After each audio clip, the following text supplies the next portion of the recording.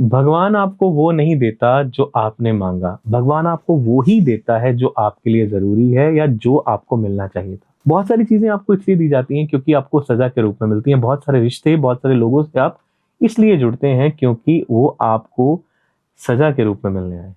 बहुत बार आपने देखा होगा हमारे बहुत सारे रिश्ते हम बना लेते हैं, जो हमारे जीवन में तो आते हैं पर हमें सबक सिखा के चले जाते हैं। हमेशा याद रखिएगा कि जो भी आप माँगते हैं ईश्वर से, वो आपको वो नहीं देता है। जैसे आपके माता-पिता आपको वो नहीं देते, जब आप कक्षा 8 में, कक्षा 10 में अपने माता-पिता से बाइक माँगते हैं, स्कूटर माँगते हैं, एक्टिवा माँगते हैं कि मुझे वो दिला दीजिए, मुझे नहीं देते। उन्हें पता है कि अभी आप एलिजिबल नहीं हो चलाने के लिए।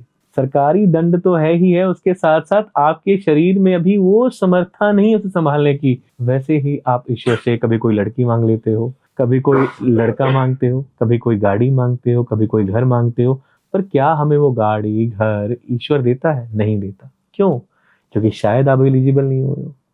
आप ईश्वर को अगर आप माता-पिता समझते हैं, तो माता या पिता आपकी थाली में तब परोसेगा जब वो फल पक चुका होगा। जैसे ही फल पकता है, खाने योग्य बनता है, ईश्वर आपको परोस देता है। हम लगेगा कि बड़ी शिद्दत से मैंने माँगा, भगवान के मैंने इतने अनुष्ठान किए, मैंने ये किया, भगवान ने मुझे दिया नहीं, मैं आज से इस भगवान को नहीं मानूँगा, इस भगवान को मानूँगा, मैं शंकर भगवान को नहीं मानूँगा, मैं साईं बाबा को मानूँगा, मैं साईं बाबा को नहीं मानूँगा, खाटू श्याम को मानूँगा।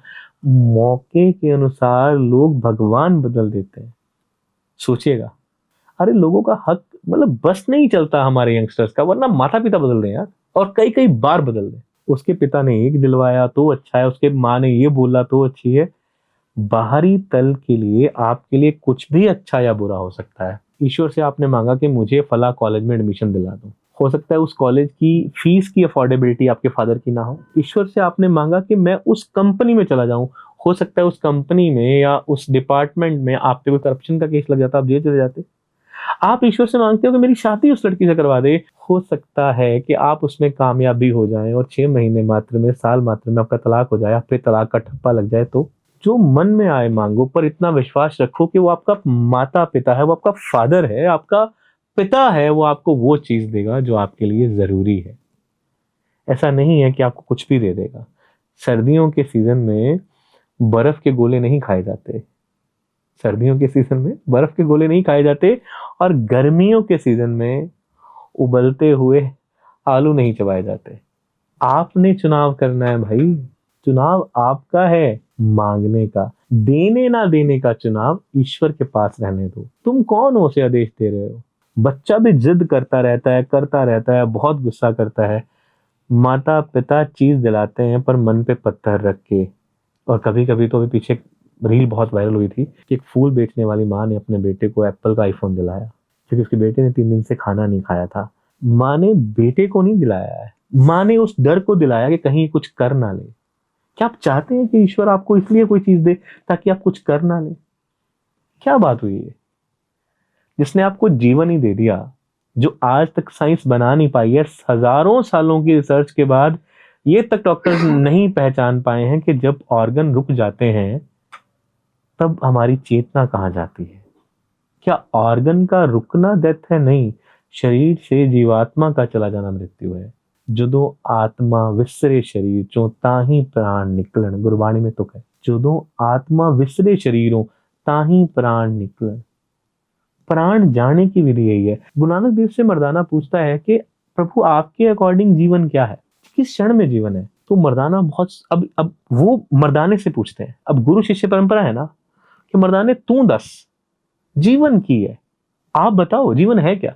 तो वो कहता है कि सांस अंदर गई, अगर यही सांस बाहर ना आए तो मृत्यु है और उस सांस का आना जाना जीवन है। तो भगवान यानी कि हमारे सबके कॉमन एक गुरु है, मैं उन्हें अपना भी गुरु समझता हूँ, मेरे गुरु हैं वो। गुरु नानक देव की बात करते हैं, वो कहते हैं कि नहीं, आंख का झपकना जीवन है।